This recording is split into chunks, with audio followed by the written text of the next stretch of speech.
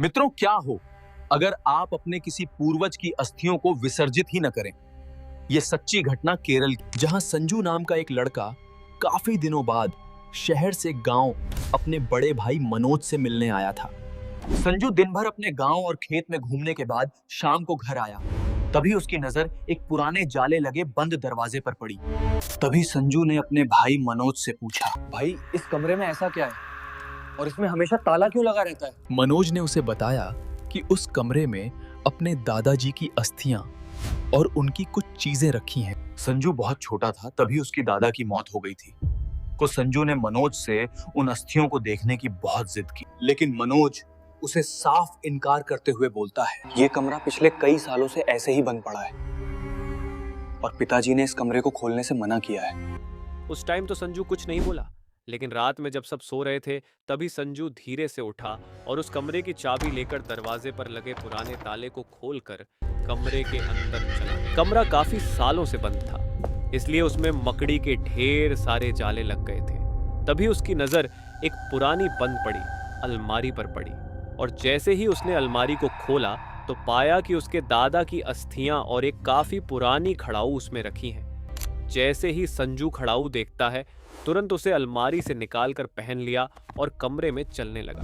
थोड़ी देर कमरे में टहलने के बाद वो चुपचाप आकर अपने कमरे में सो गया। करीब 2:30 बजे के आसपास संजू को ऐसा लगा कि कोई उसके कमरे के बाहर खट खट की आवाज करके चल रहा है। संजू ने डरते डरते दरवाजा खोलकर देखा तो उसके सामने जो खौफनाक मंजर था, उसे देखकर वो एकदम हक्का बक्का रह गया।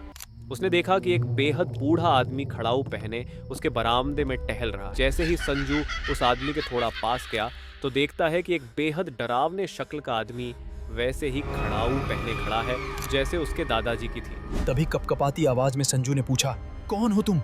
पर उस आदमी ने कोई जवाब नहीं दिया। तभी संजू ने डरते डरते फिर पूछा, कौन हो तुम? अचानक उस डरावने आदमी ने उसकी तरफ देखा और बहुत खौफनाक डरावने आवाज में बोला, तुम लोगों ने अभी तक मेरी अस्थियों को विसर्जित क्यों नहीं किया? ये सुनकर तो मानो जैसे संजू के पैरों तले जमीन ही खिसक गई हो। वो डर से थर थर कांपने लगा। वो समझ गया कि ये उसके दादा की ही आत्मा है। संजू बिना कुछ बोले ही वहां से भागने लगा। तभी वो भूतिया आदमी उसे पकड़ लेता है और गुस्से में डरावने गुर्राहट के साथ उसका गला जोर से कसने लगा। संजू तुरंत छटपटाने लगा और मदद के लिए किसी को बुलाने की कोशिश करता है, पर उसकी आवाज ही नहीं निकल रही थी। तभी उस डरावने आदमी ने उसे उठाकर जमीन पर फेंक दिया। तभी बाहर खटपट की आवाज सुनकर मनोज दौड़कर वहां आ गया और संजू को इस तरह डरा हुआ देख उसकी इस हालत का कारण पूछता है। तभी संजू ने मनोज को सारी घटना बताई। ये सब सुनते ही मनोज के भी होश उड़ गए और वह भी थोड़ा डर गया। जैसे तैसे रात बीती। अगले दिन दोनों भाई एक पंडित को बुलाते हैं और उसको ये सारी घटना बताते हैं। तभी पंडित बोला, तुमने अभी तक अपने दादा की अस्थियों को विसर्जित नहीं किया है, इसलिए उनकी आत्मा अभी भी इसी कमरे में भटक रही थी। संजू के दरवाजा खोलने की वजह से तुम्हारे दादा की आत्मा कमरे से बाहर आ गई है।